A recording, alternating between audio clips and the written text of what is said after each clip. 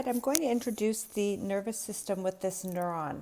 Okay, I want you to be able to know the different parts of the neuron, and the neuron is going to send an extremely important message to another neuron or to a muscle, for example, and that message is going to be called the action potential. And in order to understand the action potential, you really need to have a good grasp on this neuron. So, what is a neuron?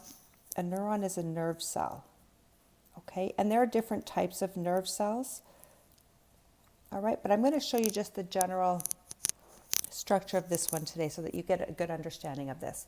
So what we're looking at here, in the center of this body here, this is called the cell body, you have your nucleus. Okay, so we'll start with the nucleus because that's something that you can probably recognize. So this is the nucleus, and the neuron has these strange extensions, which I will get to. But this cell body here is called the cell body or the soma. So this is the cell body, also known as the soma, Latin word for cell body. Okay, so cell body or soma. Now, coming out of the cell body or the soma, you have these extensions, and the Latin word for branches is dendrite, and that's why they're named dendrites, because they kind of look like branches coming off of a tree. So in other words, this is a dendrite. Okay, and this is a dendrite, and you get the idea. These guys that are coming out of the cell body are all dendrites. All right. Now, what you need to know is the dendrites are receiving information. So this is the direction that information is coming from. Information is coming in this direction. And when I'm saying information, I am referring to any kind of a stimulus. So my voice right now is information that you're receiving. Light from your laptop or your phone, that's information. So any kind of stimulus from our senses is information. Because remember, the neuron is a nerve cell, and it's going to be interpreting information from any of our senses. So information is going to be passing in this way. The kind of information that I'm talking about is an electrical stimulus in most cases. Sometimes it's going to be a chemical stimulus, all right? And that's what we're going to be getting into in the next few days. So typically what's going to happen is there's going to be a disruption in the neuron before this neuron, and it's going to send an electrical impulse. Now that impulse is called the action potential, and we're going to spend a couple days on that. And when that disruption of the membrane's potential, the action potential, reaches the nucleus will then process that information and send it down this long strand here, okay? So this long strand here is called the axon. So this whole thing from here to here, okay? If you were in front of me, I wouldn't probably label it quite like this, but unfortunately you guys can't ask me questions. This whole strand here is called the axon, okay? So I would label, if I was doing this on the board like I usually would, I would just label one section axon. But you guys can know that this whole section here, okay, is the axon. From here, including this. That's all the axon, all right? Now, what makes up this axon? You have different cells, and they're called Schwann cells, and I'm going to get to them in a second. But the Schwann cells have their lipid bilayer, right, the membrane, and they form this amazing coating of fat, okay? And that coating of fat is called the myelin sheath. So all of these nodes here, all of this here that I color in green would actually be white, okay? So if you want to leave it white, you're good to go leaving it white. I'm going to make it green. Remember that it is white because fats are white. Okay? But this is all the myelin sheath.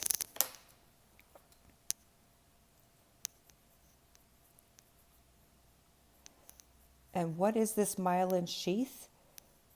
It's the membranes of the Schwann cells.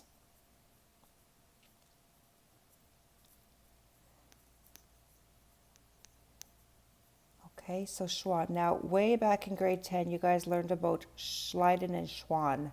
They came up with parts of the cell theory.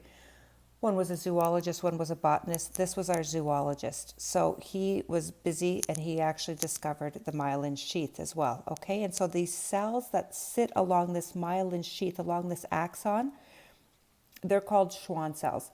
Now we can have one Schwann cell, okay, and that's what this diagram is showing us here. It's trying to show you a Schwann cell. Okay, so Schwann cell. This would be a Schwann cell, that's a Schwann cell, etc.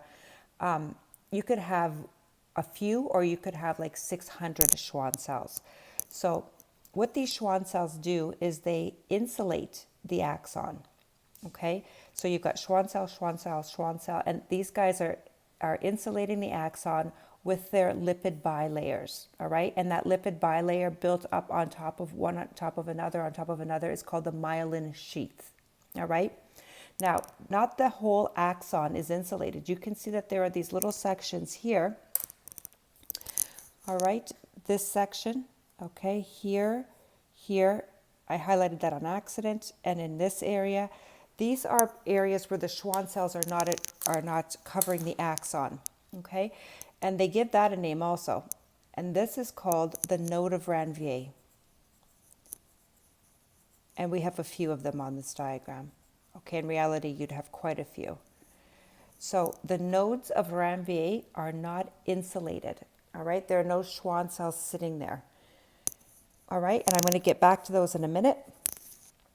And then at the very end of this axon, okay, we have these little terminal buds or branches. So I'm going to draw a few buds in there because I will be showing you these buds when we start to talk about neurotransmitters. All right, so this is the axon terminal. All right, so we can just say here, this is an axon terminal. And oftentimes the axon terminals have buds, and I'm going to be showing you buds. So that's an axon terminal. This is an axon terminal. In other words, it's the end. It's the terminus of the axon. Okay. So just a quick review here. You've got your cell body. Inside your cell body, you have your nucleus. From the nucleus, the information coming from other neurons or from a sensory organ, such as your eyes, would have dendrites. So the information is flowing from the dendrite into the nucleus, down the axon, outside of the axon terminal. Now, this axon terminal could be connected to a muscle. Okay, so we could get some information being sent to muscles and the muscle would react to whatever your stimulus is, for example, pain. All right, or more commonly, this is going to be connected to another neuron. Okay, so what you'd get over here is you would get another dendrite. Okay, so another dendrite over here. And then we can just quickly draw a cell body in with the nucleus. Okay, and then another axon. So the space between the axon terminal of one neuron and the dendrite of another neuron, that's called a synapse. So that's a term that's important and a term that you're going to need to know. So that's called the synapse, S-Y-N-A-P-S-E.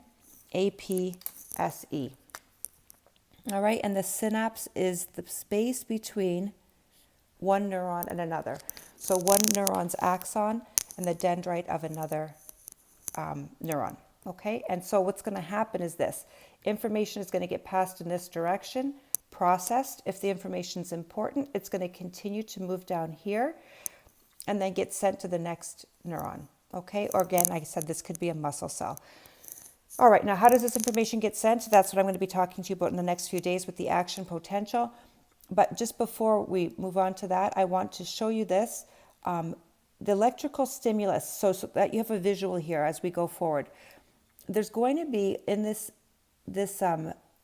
neuron, you're going to have a membrane, right? Because there's a membrane in every single cell. So you have to keep in mind, this is a membrane, this is a plasma membrane, there are protein channels, and those protein channels are going to allow different substances to come in and out. All right, so what's going to happen is we're going to have an electrical disturbance going through here. So the membrane is normally going to sit at negative 70 millivolts. That's something I'm going to repeat to you over and over again as we go forward. And then as the membrane potential changes, the change goes along in this direction. Okay, now notice I am skipping over the myelin sheath. So this is really the last thing I want to show you today. The fact that when the electrical stimulus comes in this direction, and the information is the electrical stimulus. So as the information travels down the axon, what it does is it skips over the Schwann cells and the myelin sheath. Why? Because fat is an insulator. So fat doesn't allow electricity to go through it. Okay, and so what happens is that instead of the electrical stimulus going in a linear motion here, it jumps from one node of Ranvier to another. Okay, so it's going to jump. And now you might think that that's not as efficient. You might be thinking, why does that happen? But think about this. I like to use this analogy. If you're walking from your house to your neighbor's house and you're just walking along the sidewalk, would it take you longer to walk on the sidewalk, or would it take you longer if you were skipping over to the cracks in the sidewalk? Okay, so you're actually hopping the sidewalk. So clearly, if you're hopping over the sidewalk and just jumping on those cracks and continuing in that manner, that's going to be a lot more quick than if you're just walking on the entire sidewalk. And so this is one of the reasons why our electrical conduction is so quick, because Schwann cells make fat. That's the myelin sheath, and fat is an insulator. It doesn't allow for electricity to pass through it. And so when we send this electrical message, we're sending it very quickly. When we send it very quickly, there's a name for that, okay? And that name is called saltatory conduction,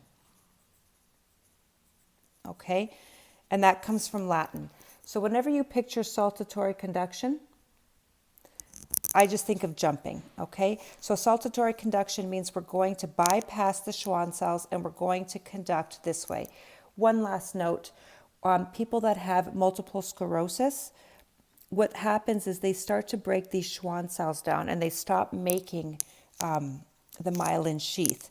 And so the conduction along this neuron is slower. And so the response to the muscles is slower, okay? So that's an application here. All right. Oh, one last thing. I didn't label my axon hillock. So where the axon and the cell body meet, that's called an axon hillock. And that's your introduction to the neuron.